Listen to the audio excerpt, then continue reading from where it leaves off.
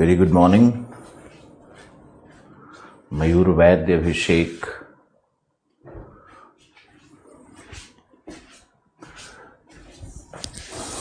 अभी साउंड आ रही है? सुरजीत सिंह ठाकुर, अमित, पुष्पेंद्र, दीपक, राजीव, वेद, चलो ओके, सोमेश मिश्रा, चलो okay. What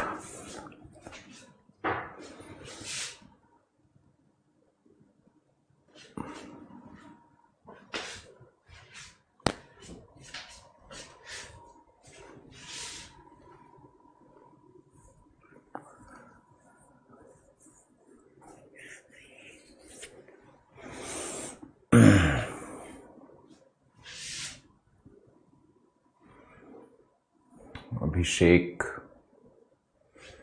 Mridul, Harshit, okay.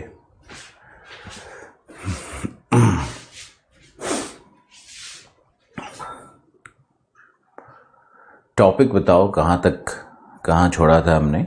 LC king शायद किया था।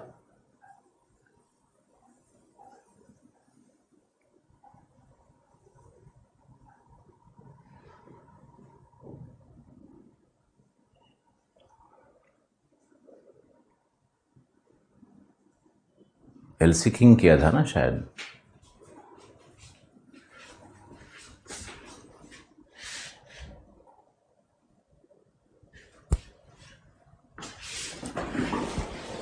क्वेश्चन भेजा है Jitendra, discuss the evolution and characteristic of the land forms of glaciated reason.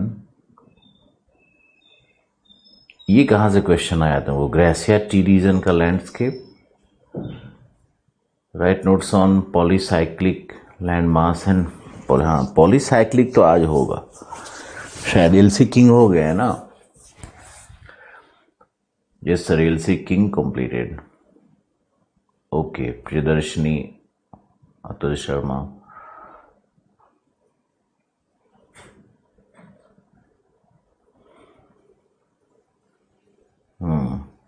चलो L C king was completed. Now आज का टॉपिक है तुम्हारा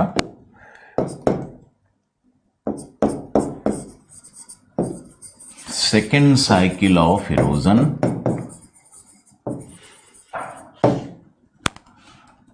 और successive cycle of erosion. Second cycle of erosion और successive cycle of erosion. And second, after second cycle, rejuvenation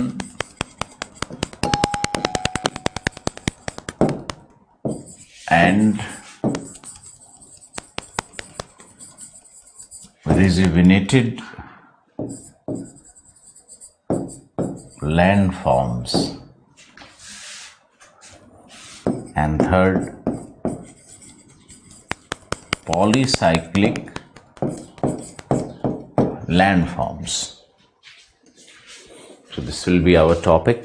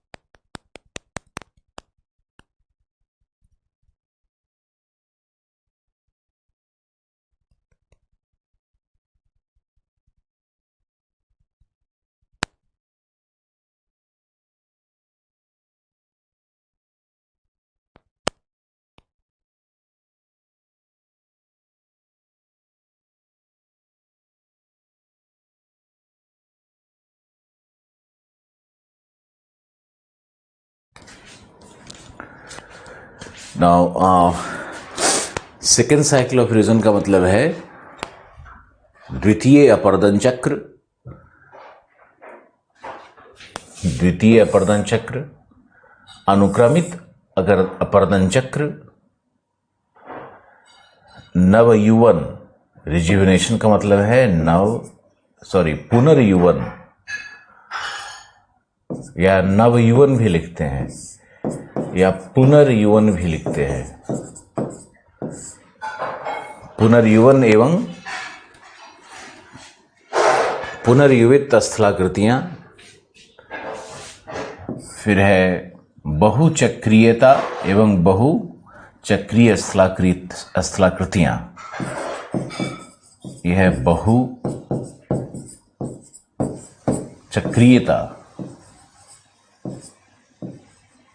बहुचक्रीयता क्या है? ये होगा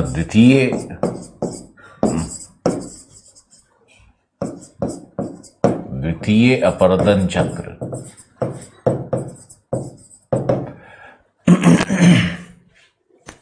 पहले इसको समझना है।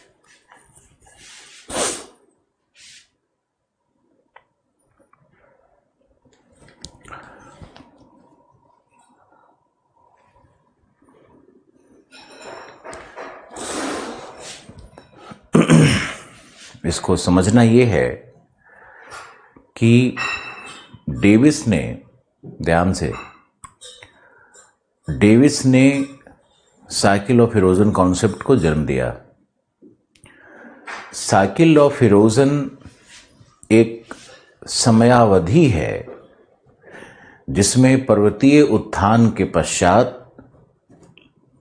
पर्वत का अपर्दन चक्र चलता है और पर्वत की 3 अवस्थाएं प्राप्त होती है, युवावस्था, प्रौढ़ावस्था और जीर्णावस्था। तथा प्रत्येक अवस्था में, अपर्दन चक्र के प्रत्येक अवस्था में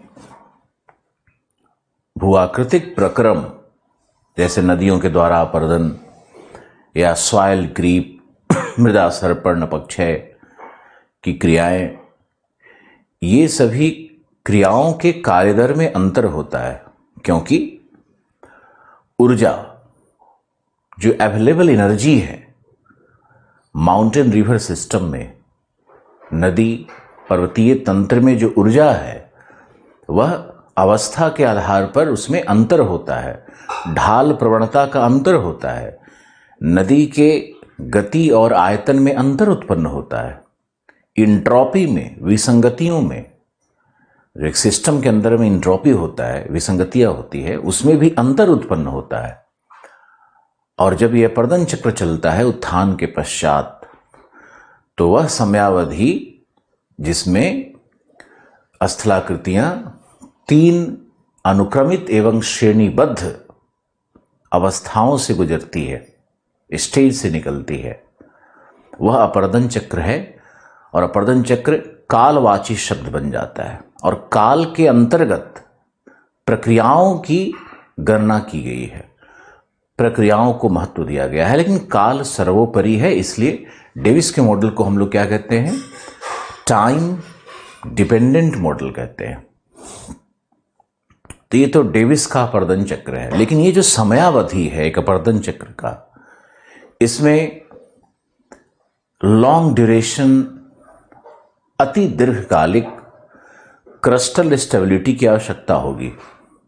इसका मतलब है कि पूरे डेविस के अपर्दन चक्र के कार्य करने के क्रम में बीच में कभी भी कोई भी अन्य शक्तियां कार्य नहीं कर रही हैं, अंतर्जात शक्तियां कार्य नहीं कर रही हैं, विशेषकर अंतर्जात शक्तियां, पर्वत निर्माणकारी शक्तियां कार्य नहीं कर रही हैं।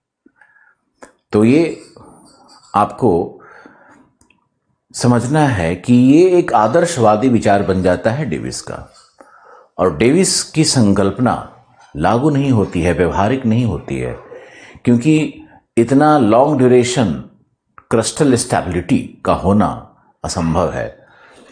अरावली का भी उदाहरण लेंगे तो अरावली में भी हिमालय के उत्थान क्रम में पुनरुत्थान हो गया, पोटवार का पठार उठ गया, दिल्ली कटक उठ गया, अरावली माउंट आबू का ऊंचाई बढ़ गया। तो अरावली के एक चक्र के पूरे होने के पहले ही पुनः उत्थान हो गया, जिससे नदियों को नया ढाल मिल गया और नदियां पुनः लंबवत कटाव करने लगेंगी। मान लो कि नदी है वो अपने प्रौढ़ावस्था में चली गई, लंबवत कटाव बंद हो गया। लेकिन अगर पर्वत का पुनः उत्थान हो जाए तो ढाल पुनः तीव्र हो गया, ढाल फिर से इंक्लाइन कर गया ना, तो नदियां पुनः लंबवत कटाव करने लगेगी और नया बेस लेवल उसको अब अचीव करना है, नए आधार तल तक उसको पुनः कटाई करना है या लंबवत कटाव करना है। तो नदियों में भी गति में, आयतन में परिवर्तन हो जाता है पर्वतों के पुनरुत्थान के कारण। तो नदियों के कॉन्टेक्स्ट में कहा जाएगा कि नदियों में पुनर्युवन हो गया। जैसे छोटानागपुर का पठार का उदाहरण है कि छोटानागपुर पठार एक पेनी प्लेन बन चुका था। डेविस का अंतिम उत्पाद्य आदर्शवादी क्या है? पेनी प्लेन है, संप्राय मैदान है। तो छोटानागपुर पठार एक पेनी प्लेन बन चुका था, संप्राय मैदान बन गया था। लेकिन हिमालय के उत्थान क्रम में पुनः उस क्षेत्र में उत्थान हो गया, उसके कारण नदियां फिर से लंबवत कटाव करने लगी। और इसका प्रमाण होता है कि वो अपने रास्ते में जो हार्ड रॉक है उसको तो नहीं काट पाती, सॉफ्ट रॉक को काट पाती हैं। तो वहां तुमको निक पॉइंट मिलेगा या जलप्रपात मिलेगा। जलप्रपात के किनारों को ही निक पॉइंट कहते हैं। आप देखो रांची के पठार में कितने सारे जलप्रपात बने हुए हैं। तो ये आपको समझना है कि पुनर्युवन क्या है। पुनर्युवन का सिंपल अर्थ है, जो भी समझने के लिए हम अर्थ बता रहे हैं, लिखवाने का लैंग्वेज अलग होता है, पढ़ने का समझने का लैंग्वेज अलग होता है, कि नदियों में यदि पुनर्युवन तभी कहेंगे यदि उनमें पुनः नए बेस लेवल प्राप्ति के लिए अपरदनात्मक शक्ति बढ़ जाए और लंबवत कटाव फिर से बढ़ जाए और तीव्र लंबवत कटाव पुनः शुरू कर दे। नदियों के आयतन में, उसके वेलोसिटी में चेंज हो जाए, पॉजिटिव चेंज हो जाए, तो नदियों को पुनर्जीवित कहा जाता है।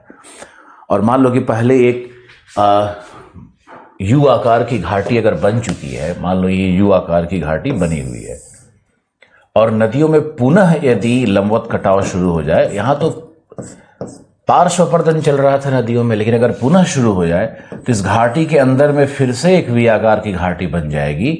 यानी जो हमारी घाटी नई बनेगी वो इस तरह से उसकी आकृति हो जाएगी, इस आकृति वाली घाटी का निर्माण हो जाएगा। तो इसको हम लोग कहेंगे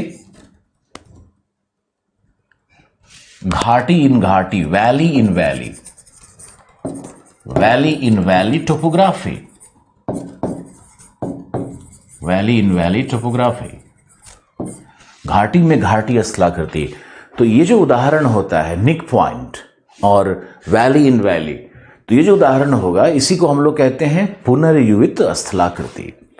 अब इसमें क्या होता है कि कई बार अगर ये प्रक्रियाएं हो जाएगी और ये जो पुनर्युवन के कारण जो दूसरा चक्र शुरू हो गया, पहले अपर्दन चक्र के बिना कंप्लीट हुए, पूर्ण हुए, यदि उसी अपर्दन चक्र पर उसी कालावधि के अंतर्गत द्वितीय अपर्दन चक्र का अध्यारोपण हो जाता है या एक नए अपर्दन चक्र का अध्यारोपण हो जाता है, तो उसको हम लोग क्या कहते हैं? सेकेंड साइकिल ऑफ इरोजन कहते हैं।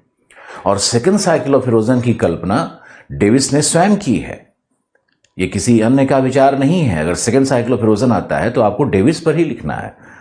लेकिन डेविस ने यहां भी एक गलती कर दी। डेविस ने जो पर्वतों में पुनरुत्थान है उसको इंटरप्शन इन द साइकिल कहा, कि यह साइकिल में, अपर्दन चक्र में एक अवरोध है और अवरोध का कारण बताया है सिर्फ दो, वल्केनिसिटी और सिस्मिसिटी, ज्वालामुखीय और भूकंपीय क्रियाओं से यह उत्थान होगा। अब देखो, इन्हीं को ये कहते हैं एक्सीडेंट्स। तो अगर आपसे प्रश्न ये पूछा जाए कि what is interruption in the cycle, interruption in the cycle या इंटरप्शन इन द साइकिल या व्यवधान, अपर्दन चक्र में व्यवधान की संकल्पना किसकी है? तो यह भी डेविस की है। सेकेंड साइकिल ऑफ इरोजन पर अगर लिखने आ जाए तो यह भी डेविस की है। और डेविस ने व्यवधान का जो कारण माना है उसके लिए एक्सीडेंट्स शब्द का प्रयोग किया। और एक्सीडेंट्स के अंतर्गत में दो कार्य माने, दो प्रक्रियाएं मानी। पहला है वल्केनिसिटी, सिस्मिसिटी, भूकंपीय शक्तियां, और दूसरा है वल्केनिसिटी यानी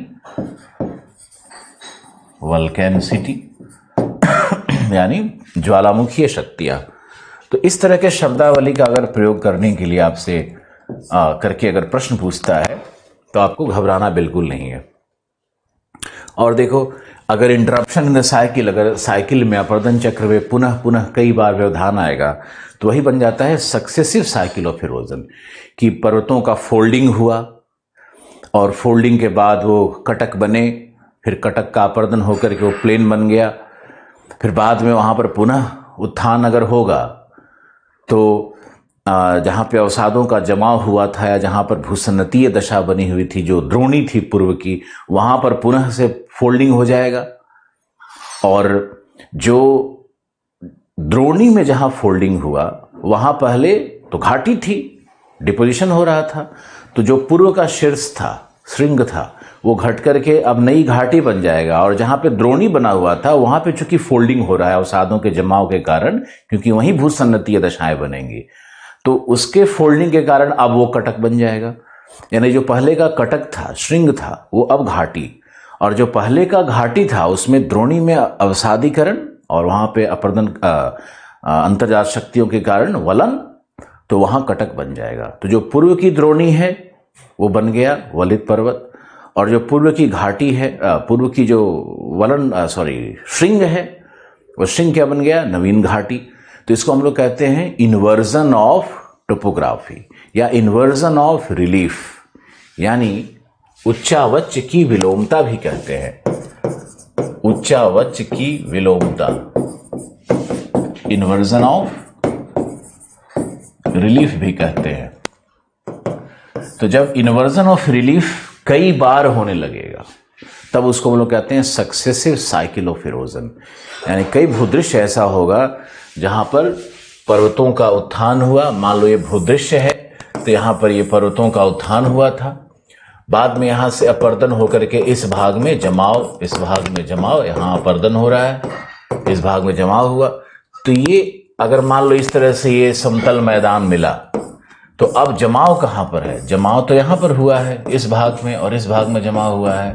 यानी जो पहले ए घाटी थी वो यहां है ए, ये बी घाटी थी, ये है बी, श्रृंग है एक्स और वाई और जेड, इस तरह से देखो। लेकिन अगर इस पर पुनः अंतर्जात शक्तियां कार्य करेंगी तो अब उत्थान कहां होगा? जहां अवसाद का जमाव हुआ है।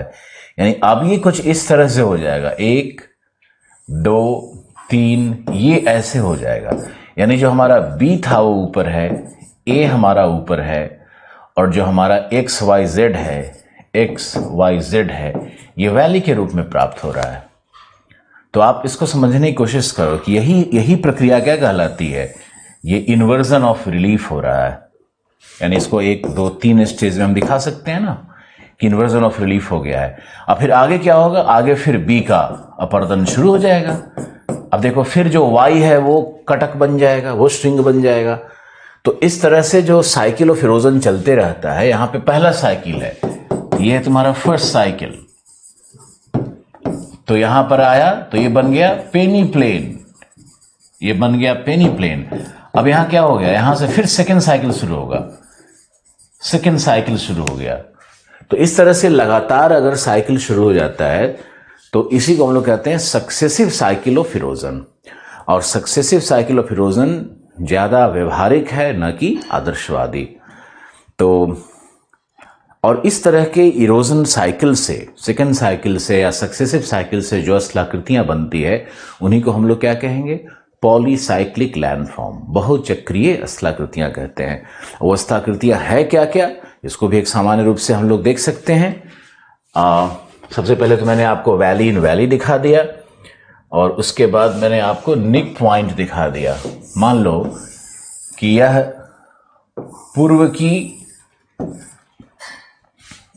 ये लाइन ऑफ इक्विलिब्रियम है, या ये प्रोफाइल ऑफ इक्विलिब्रियम है, साम्यावस्था की परिच्छेदिका है। ये पर्वत है, ये लाइन पर्वत है, और उसके ऊपर में ये जो ये रिवर है तुम्हारा, यही आर रिवर है। और ऐसा मान लेते हैं ना कि यहां पे ये सेक्शन हार्ड रॉक का है और ये हमारा सॉफ्ट रॉक है। यहां पे नदियां पूरी तरह से इक्विलिब्रियम की दशा में है। किसके इक्विलिब्रियम में है? अपने चट्टानों और ढाल और नदी का जो मार्ग है, नदी की जो गमन रेखा है, गमन पथ है, उसमें इक्विलिब्रियम है। लेकिन मान लेते हैं कि यहाँ पे समुद्र तल में चेंज हो गया, तो ये पॉइंट था हमारा सी लेवल था। मान लो कि सी लेवल घट करके यहाँ आ गया, ये सेकेंड सी लेवल है या न्यू सी लेवल है, सी लेवल न्यू, तो प्रोफाइल ऑफ इक्विलिब्रियम भी तो अब नया प्राप्त होगा ना। और सी लेवल नीचे हो गया तो नीचे की तरफ क्या होना चाहिए, लंबवत अपर्दन कार्य करना चाहिए। लेकिन हार्ड रॉक में ज्यादा कटाव नहीं होगा, ये ऐसे ही रहेगा, थोड़ा सा कटाव दिखा सकते हो। लेकिन सॉफ्ट रॉक में कटाव ज्यादा हो गया, ये देखो, ये इस तरह से सॉफ्ट रॉक कट गया। न्यू सी लेवल हमारा, इसको मान लेते हैं न्यू सी लेवल तक आ गया ये। तो अब जो नदी का मार्ग है वो कुछ इस तरह से हो रहा है कि आने के बाद यहां से नीचे की तरफ गिरेगा, है ना, और नदी अब इस तरह से नए मार्ग पर चल रही है। तो नदियां इसी कारण से रिजुविनेट हो गई हैं, ढाल में परिवर्तन के कारण, समुद्र तल में परिवर्तन के कारण नदियां रिजुविनेट हो गई हैं। नदियों के पुनर्जीवन के कई कारण हो सकते हैं, जैसे एक तो हो सकता है कि पर्वत का उत्थान हो जाए, तभी सी लेवल में चेंज होगा। दूसरा क्या हो सकता है कि सी लेवल ही नीचे की तरफ चला जाए, यूस्टैटिक चेंज हो जाए उसमें, है ना, सुस्थैतिक परिवर्तन हो जाए समुद्र में, आयतन संबंधी परिवर्तन हो जाए समुद्र के अंदर में, समुद्र तल में, तो इसके कारण भी हो सकता है। फिर तो अब देखो ये नदी अपने मार्ग पे चल रही है, लेकिन सडनली जो रॉक सिस्टम में चेंज हुआ और सॉफ्ट रॉक का ज्यादा कटा हुआ, तो यहाँ पे इस तरह से एक लाइन ऑफ डिसइक्विलिब्रियम यहाँ प्राप्त होता है और यहाँ पर अचानक सडनली स्लोप चेंज होगा, सडन स्लोप चेंज हो रहा है यहाँ पर। तो हम लोग हार्ड रॉक को थोड़ा डिजाइन अलग दिखा सकते हैं और सॉफ्ट रॉक को इस तरह से दिखा सकते हैं। तो ये जो इस तरह से कटाव हुआ है, यहां पे ये जो पॉइंट बन रहा है यही है निक पॉइंट, इसी को कहते हैं निक पॉइंट। और ये है तुम्हारा वाटरफॉल। और वाटरफॉल से अगर कोई छोटा होगा तो उसको हम लोग कहते हैं कैटरैक्ट, और कैटरैक्ट से अगर कोई नहीं, वाटरफॉल से छोटा होगा तो हम लोग कहेंगे कैस्केड्स, और कैस्केड से छोटा होगा तो कैटरैक्ट से छोटा होगा तो हम लोग कहते हैं उसको छिप्रिका या रैपिड्स। नेक पॉइंट बन गया, वाटरफॉल बन गया। अब यहां पर जो गड्ढा हो जाएगा, जो टैंक जैसा संरचना बनेगा, क्योंकि यहां पे पॉट होल ड्रिलिंग होता है, यहां जो प्रक्रिया है उसको हम लोग कहते हैं पॉट होल ड्रिलिंग। ऊपर से बड़े बड़े जो बाउल्डर्स या गोलाश्म गिर रहे हैं, कंकड़ गिर रहे हैं, यहाँ गिरने के बाद सतह को में छिद्र कर देंगे और सतह में राउंड घूमते हैं, ड्रिलिंग कर करके एक छोटे से टैंक का निर्माण करेंगे। इसको कहा जाता है पॉट होल, इसी को पॉट होल कहा जाता है। और अगर इसकी आकृति बढ़ती चली गई, ये गहरा और बड़ा हो गया, तब इसको हम लोग कहेंगे प्लंज पूल। ये कहलाता है प्लंज पूल, PLUNGE,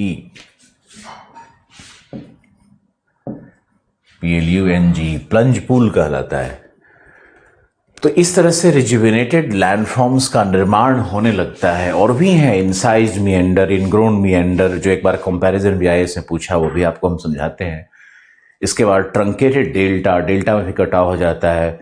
फिर युवावस्था में भी अगर पुनर्जीवन हो जाए तो वहां भी कई स्थलाकृतियां बनती है, वो स्टेप लाइक वैली बन जाता है।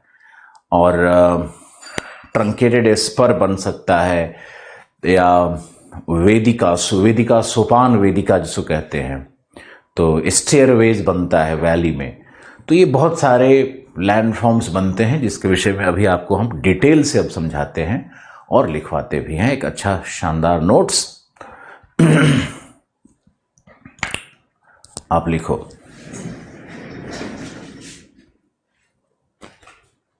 कितना लोग समझा कुछ?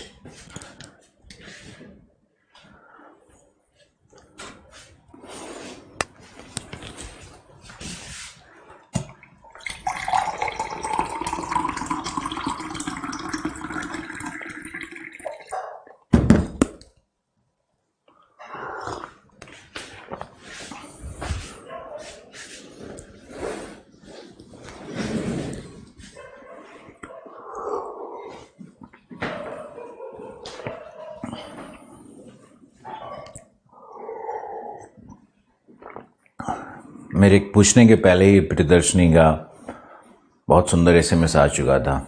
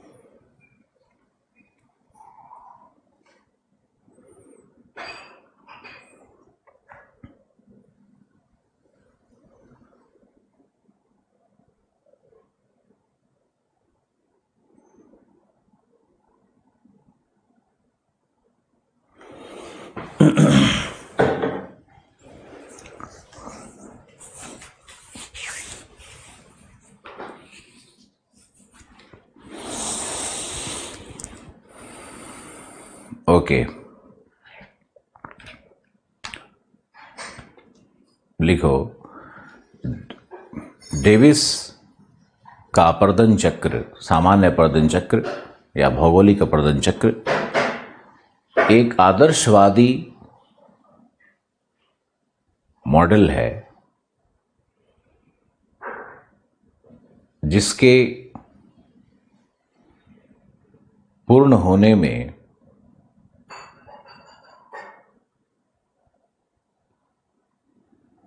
लंबी दीर्घावधि तक भूपर्पटीय स्थायित्व की आवश्यकता होगी।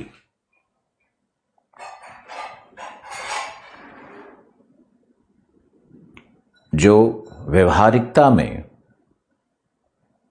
असंभव है।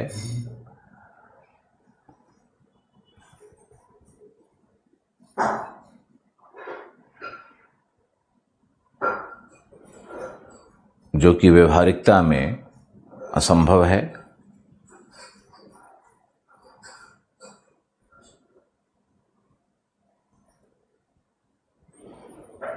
तथा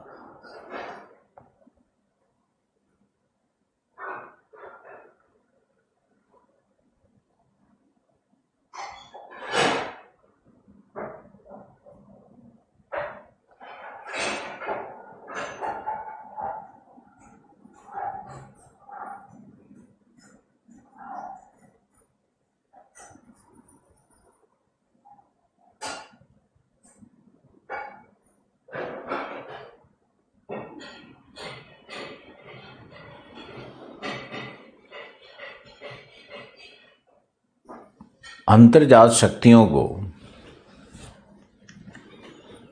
साइलेंट मानना, अनुपस्थित मानना, यह एक सैद्धांतिक भूल है। यह डेविस की सैद्धांतिक भूल है।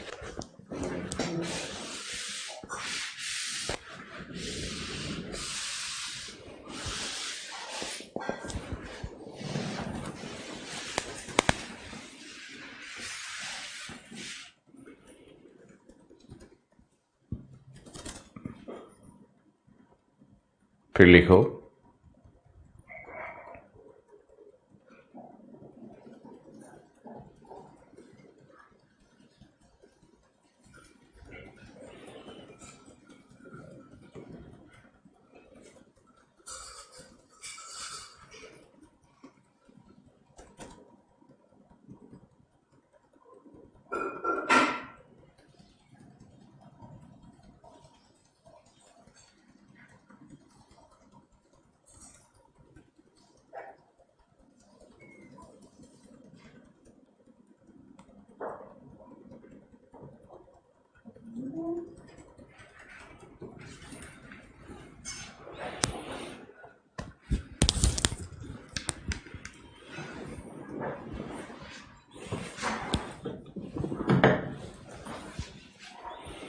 नेक्स्ट पैराग्राफ लिखो।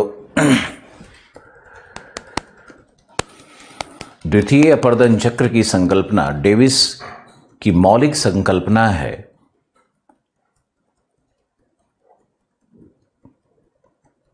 जो उनके आलोचकों की पृष्ठभूमि में उत्पन्न हुआ,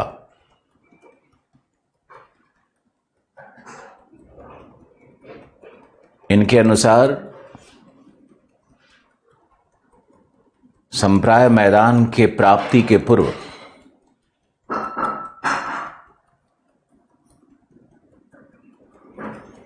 अपर्दन चक्र में व्यवधान उत्पन्न हो सकता है।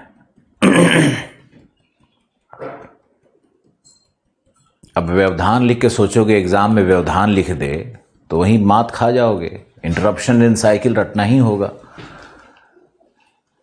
व्यवधान उत्पन्न होता है। इन व्यवधानों को डेविस ने एक्सीडेंट्स कहा है।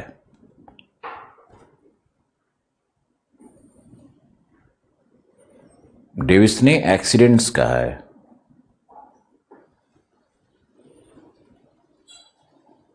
जहां एक्सीडेंट्स का अर्थ है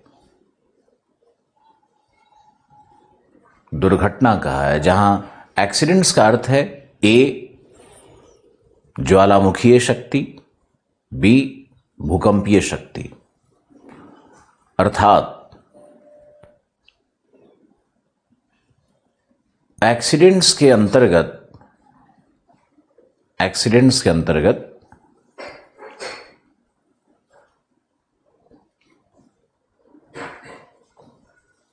सिर्फ आकस्मिक शक्तियों की गणना की गई।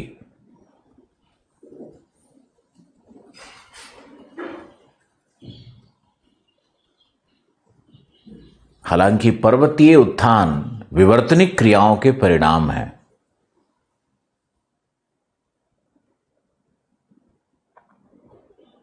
पर्वतीय उत्थान विवर्तनिक क्रियाओं के परिणाम है।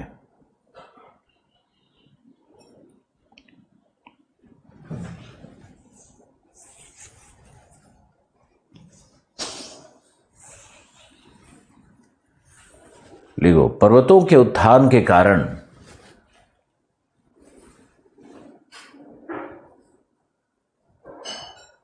आधार तल में परिवर्तन हो जाता है तथा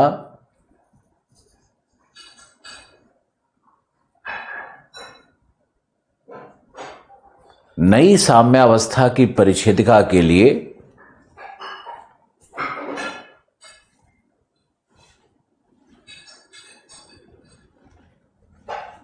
पुनः लंबवत अपर्दन प्रारंभ हो जाते हैं। पुनः लंबवत अपर्दन प्रारंभ हो जाते हैं।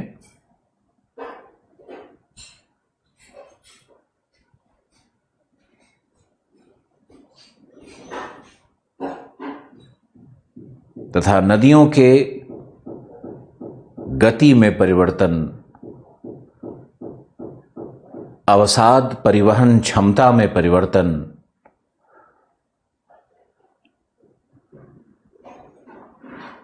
अपरदनात्मक शक्तियों में परिवर्तन या तीव्रता, सब में तीव्रता प्राप्त होती है। अर्थात नदियां अपनी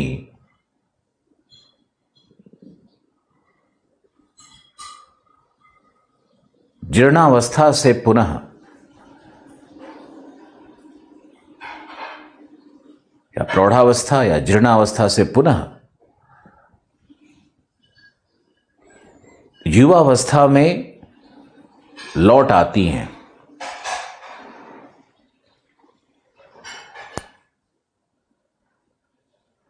इसे नदियों का पुनर्जीवन कहते हैं।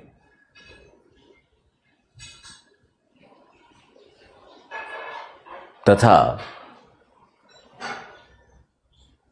प्रथम अपर्दन चक्र के बिना पूर्ण हुए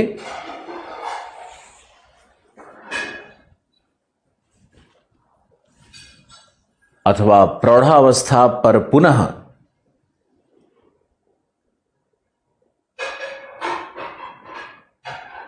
युवावस्था का अध्यारोपण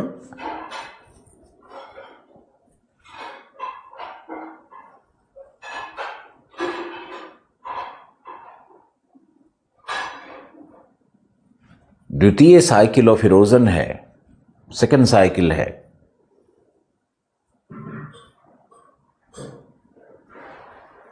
जबकि नदियों के गति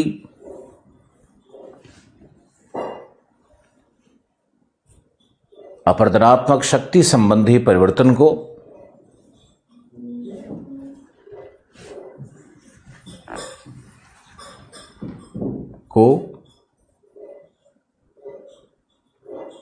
पुनर्जीवन कहा जाता है।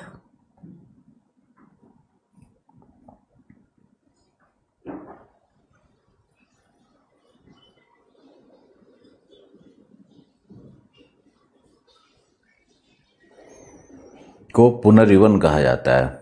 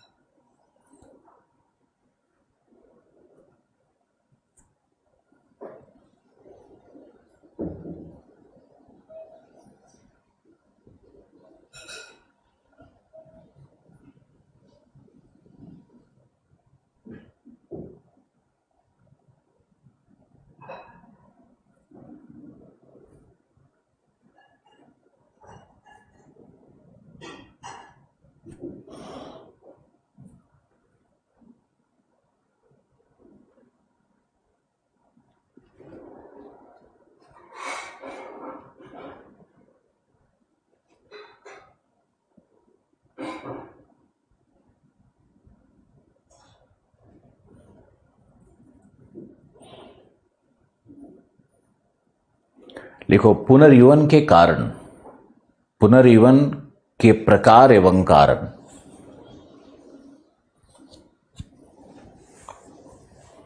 क्या क्या कारण होंगे और क्या क्या प्रकार होगा उस पर लिखते हैं।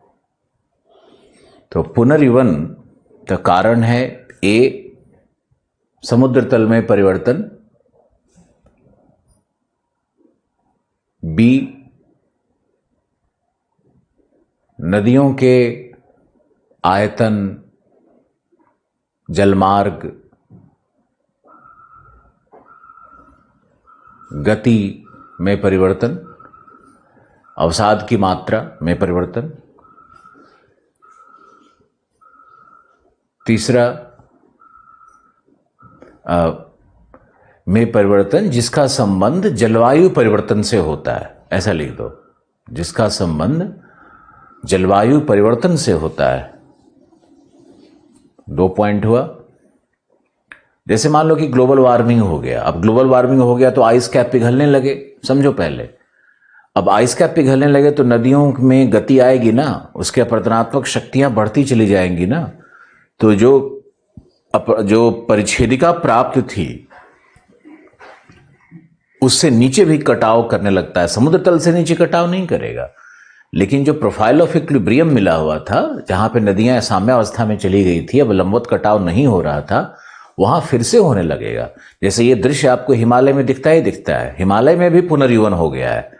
उसका कारण क्या है? क्लाइमेटिक कारण है। आइस कैप का पिघल जाना, लेक बर्स्ट का हो जाना, ये सब आपको लिखना चाहिए। सिर्फ भाषण सुनने से कुछ होता नहीं है, और अभी सुनोगे तो लगेगा कि हाँ ये तो समझ गए, बाद में जब एग्जाम में लिखने जाओगे तो वहां लगेगा पता नहीं क्या लिखना है। ये तो सर ने बताया नहीं था कि हिमालय में पुनर्जीवन हुआ है या नहीं हुआ है। तो ये आपको अलर्ट रहना है। हम कितना कथा लिखवाते रहेंगे और कितना सोचते रहेंगे, अलर्ट आपको रहना है कि आपने कहीं कहीं लिख दिया।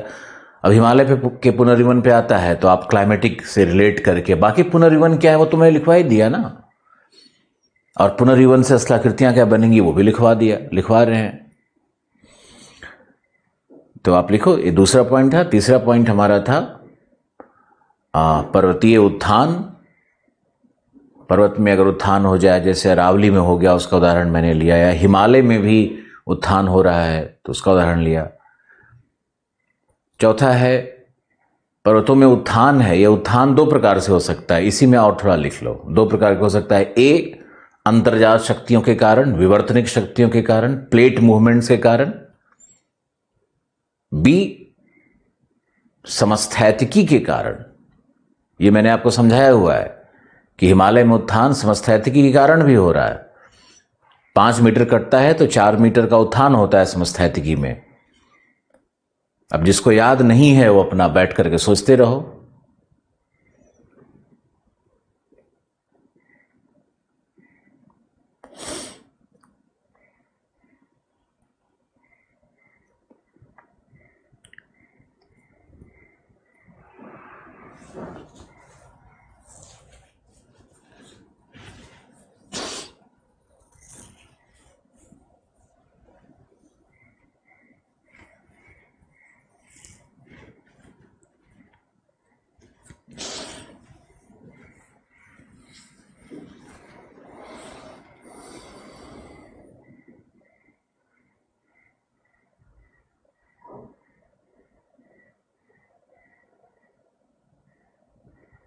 ओके, फिर लिखिए कि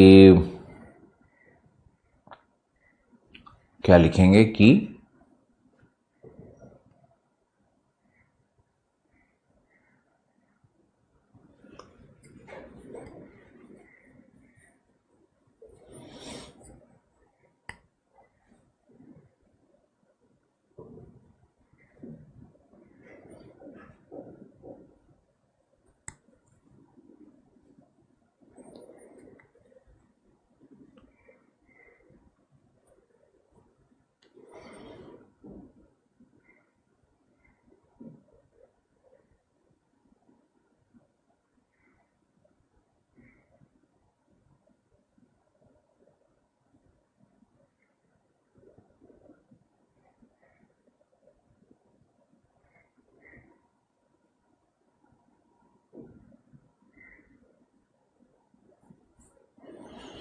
अब लिखो रिजुविनेशन के प्रकार। तो कारण से ही प्रकार को समझ पाओगे। कारण में क्या था? पहला कारण जो था वो हमारा था समुद्र तल में परिवर्तन। तो आप लिखो कि इसको कहते हैं यूस्टैटिक रिजुविनेशन, यानी सुस्थैतिक पुनर्युवन। तो रिजुविनेशन का पहला प्रकार होगा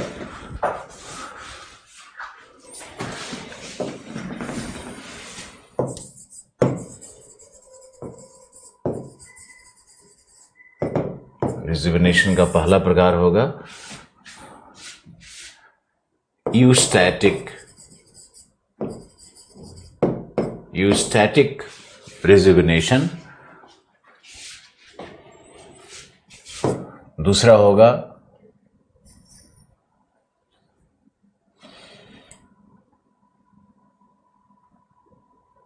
दूसरा क्या था? दूसरा था क्लाइमेटिक रिजुविनेशन या इन्वायरमेंटल रिजुविनेशन, या उसको स्टैटिक रिजुविनेशन भी कहते हैं। जो दूसरा आपने पॉइंट लिखा है उसको स्टैटिक रिजुविनेशन भी कहते हैं। इसका कॉज क्या होता है? क्लाइमेट चेंज या इन्वायरमेंटल चेंज, ग्लोबल वार्मिंग, इस तरह का होगा। एक्सेसिव रेनफॉल, अतिशय वर्षा, इसके कारण भी हो सकता है। और तीसरा जो हमने आपके लिखवाया ये है डायनामिक, जिसमें उत्थान की बात की, अंतर्जात शक्तियों की बात की। और चौथा जो हमने आपको लिखवाया है वो होगा आइसोस्टैटिक। तो ये 4 प्रकार से रिजुविनेशन होता है और 4 प्रकार के रिजुविनेशन होंगे। और रिजुविनेशन के कारण ही सेकेंड साइकिल ऑफ इरोजन होता है। यानी लिख लो, पुनर्यौवन क्या है? ये कारण है और इसका कार्य क्या होता है? बहुचक्रियता। इसी के कारण बहुचक्रियता होती है और बहुचक्रियता से ही क्या बनते हैं? बहुचक्रिय लैंडफॉर्म, पॉलीसाइक्लिक लैंडफॉर्म्स। और पॉलीसाइक्लिक लैंडफॉर्म का कारण पुनर्यौवन भी होता है। ऑब्वियसली पुनर्यौवन कारण है तो वही होगा। तो अगर पुनर्यौवित स्थलाकृति पूछा जाए तब भी पॉलीसाइक्लिक लैंडफॉर्म को ही लिखा जाता है। अब इसको अगर लिख लिया तो देखो, सर्वेश गुड मॉर्निंग।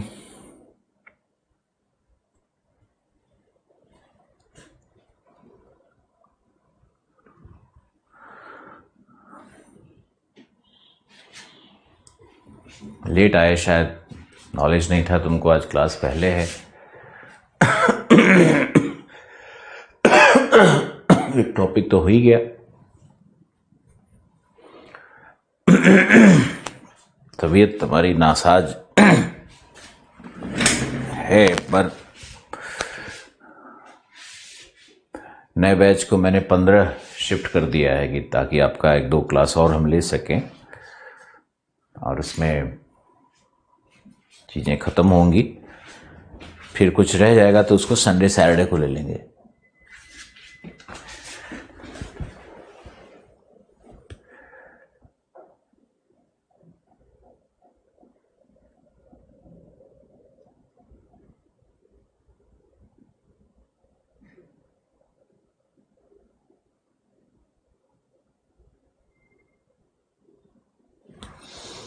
अरे भाई जितेंद्र कुमार, हम तो वैसे ही बदनाम है कि अंग्रेजी में पढ़ा देते हैं, हिंदी में भी।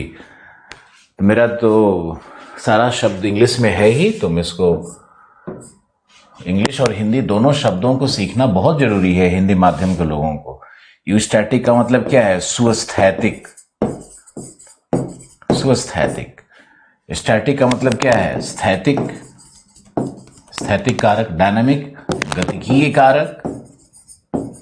अब कोई स्टूडेंट इसको याद ही नहीं करे। अब 5वें क्लास 10वें क्लास 3 महीने बाद भी हम डायनामिक लिख देते हैं ना, तो हिंदी का कई लड़का ऐसे मुंह बनाए बैठा रहता है, उसको याद ही नहीं होता है, वो ध्यान ही नहीं देता है पढ़ने पे कि डायनामिक का मतलब गतिकीय था और उसको दोनों शब्द रखने होंगे। बल्कि इंग्लिश का याद रखो, ज्यादा उसके भलाई में है। आइसोस्टैटिक का मतलब क्या है? समस्थैतिक।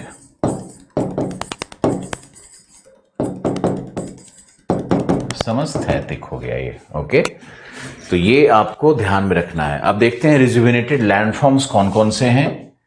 इसको हम एक्सप्लेन करेंगे, लिखवाएंगे नहीं। तो या बहुचक्रीय स्थलाकृतियां कौन सी है? बहुचक्रीय स्थलाकृतियां कौन कौन सी हैं?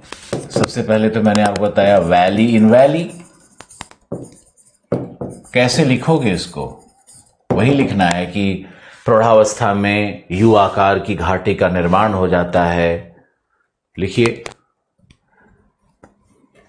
पार्श्व अपर्दन सशक्त होता है, लंबवत अपर्दन अनुपस्थित हो जाता है, यू आकार की घाटी बनती है,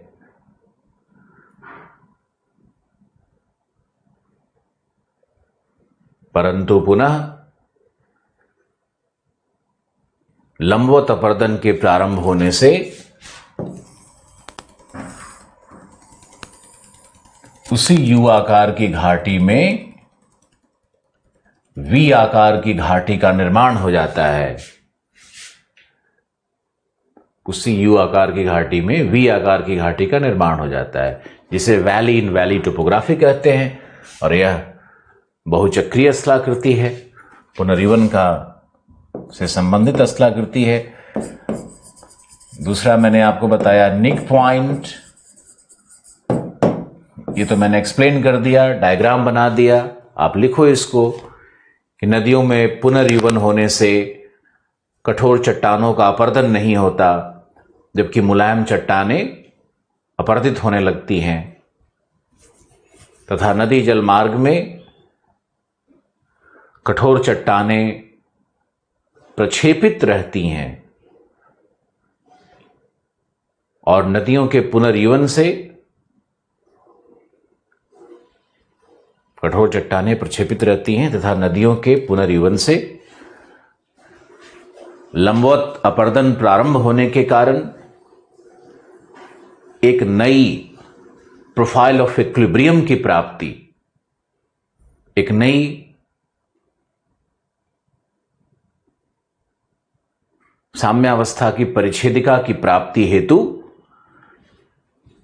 अपरदनात्मक क्रियाएं पुनः शुरू हो जाती है, जिसके कारण कठोर चट्टानें नदी जल मार्ग में निक पॉइंट के रूप में प्राप्त होते हैं, जो जलप्रपात के शीर्ष होते हैं, जो जलप्रपात के शीर्ष होते हैं। फिर पॉट होल ड्रिलिंग है, प्लंज पूल है, पॉट होल्स का निर्माण है। समझाया अभी आपको, लिखो इसको, स्वयं कुछ भाषा बनाओ। तीसरा होगा बेंच्ड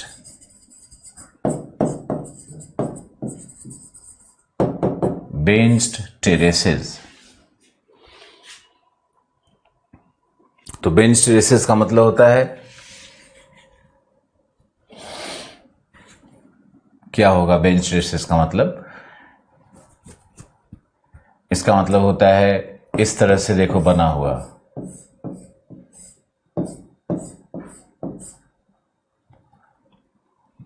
आगे भी ऐसे इसको बना लो। ये देखो, ये नदी का पहला वैली है, वैली 1 है। ये कैसा वैली बना होगा? पार्श्व अपरदन से बना होगा ना। तो ये क्या था? साइकिल 1 था ये। उसके बाद पुनः लंबवत अपरदन शुरू हुआ, ध्यान से देखो, यानी नवयुवन फिर से हो गया पुनर्युवन, और पुनर्युवन के बाद फिर से पार्श्व अपरदन शुरू हो गया, फिर प्रौढ़ावस्था आ गई, उसके बाद फिर देखो लंबवत अपरदन शुरू हो गया। तो इससे क्या होता है कि वैली इन वैली जो बना हुआ है उसकी जगह इस तरह से कटना शुरू हो जाता है। इसी को टेरेस बोलते हैं। ये जो सीढ़ी है ना, यही सोपान है, सोपान वेदिकाओं का निर्माण हो रहा है, बेंच्ड टेरेसेस का निर्माण हो रहा है। यानी कि नदी अपने प्रौढ़ावस्था में जाए, पुनः लंबवत अपरदन शुरू, फिर प्रौढ़ा में जाए, पुनः लंबवत अपरदन शुरू, फिर जाए, फिर शुरू। तो इस तरह से बन जाता है बेंच टेरेसेस। और फोर्थ अगर आप देखना चाहोगे, जो फोर्थ है वो है इंसाइज्ड मिएंडर। जैसे मान लो ये मिएंडर बना हुआ था, ये किस अवस्था में बनता है? जीर्णावस्था में बनता है मिएंडर। अब मिएंडर बना हुआ है और मिएंडर तो इस तरह से बन गया है, मिएंडर बना हुआ है, ऐसे सर्पिला हो गया है नदी मार्ग, और समुद्र तल नीचे चला जाए।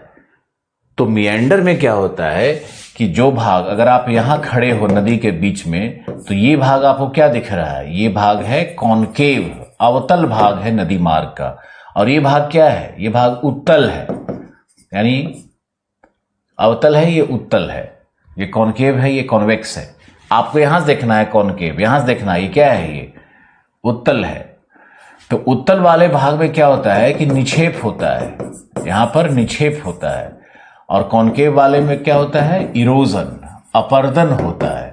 तो जब नदी इधर से आएगी, यहां पर आएगी, और नदी में देखो इस भाग में आएगी, फिर यहां जाएगी, फिर इस भाग में जाएगी।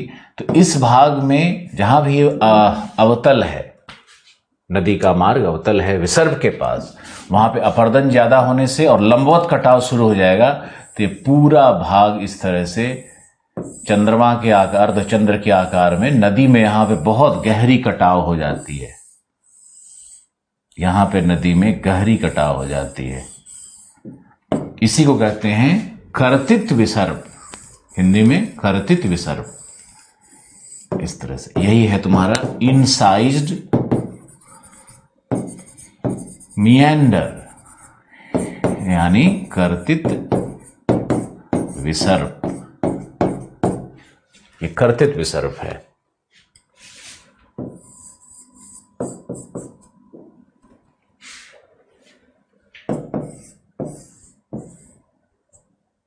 देखो अब इनग्रोन मिएंडर क्या है, दिखाता है इनग्रोन मिएंडर। एक प्रश्न आया था कुछ इस तरह से कंपैरिजन करके, मुझे ध्यान नहीं आ रहा है, अगर तुम लिख करके बताओ तो अच्छा रहेगा। हालांकि अब दोबारा तो पूछना नहीं है, लेकिन फिर भी उत्सुकता होती है, एक है ना इनग्रोन मिएंडर। तो ये जो इनसाइज मिएंडर है,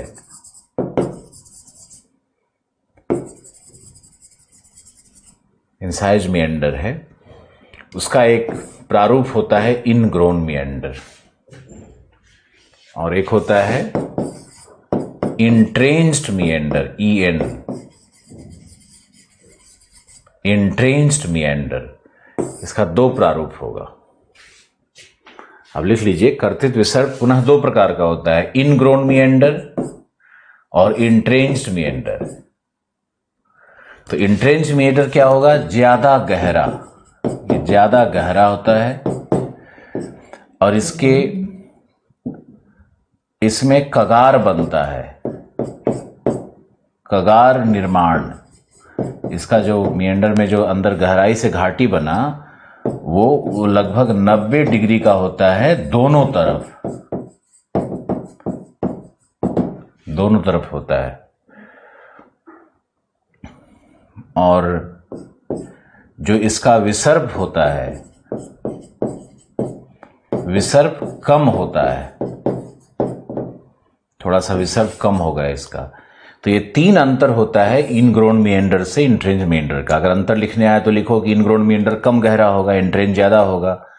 इनग्रोन मिएंडर के में एक घाटी कगार होता है, एक घाटी कगार होगा, लेकिन इंट्रेंज मिएंडर में दोनों तरफ कगार निर्माण हो जाता है, और विसर्प कम होता है, इसमें विसर्प क्या ज्यादा होगा। ये लूप बनाता है, इतना बड़ा विसर्प होगा कि ये लूप जैसा बन जाएगा।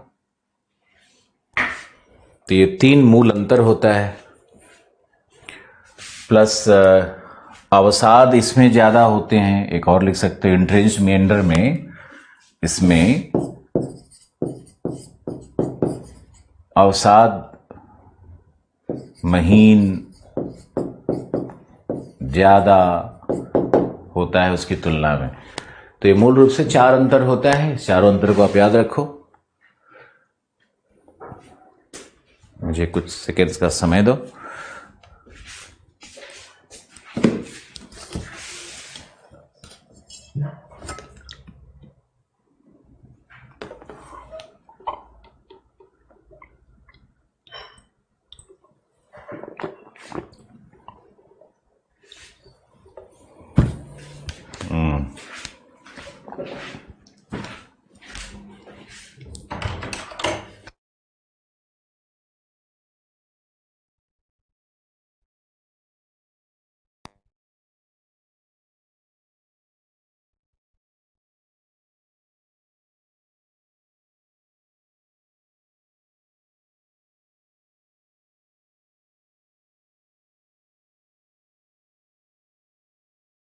नौ 10 सवा 9 हो ही गया है।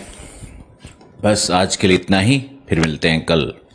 कल भी आपका क्लास 8 बजे से होगा। कल 8 बजे ही उपस्थित होना है सबको। कल 8 से 10 पूरा क्लास लेंगे। आज थोड़ी ठीक नहीं है।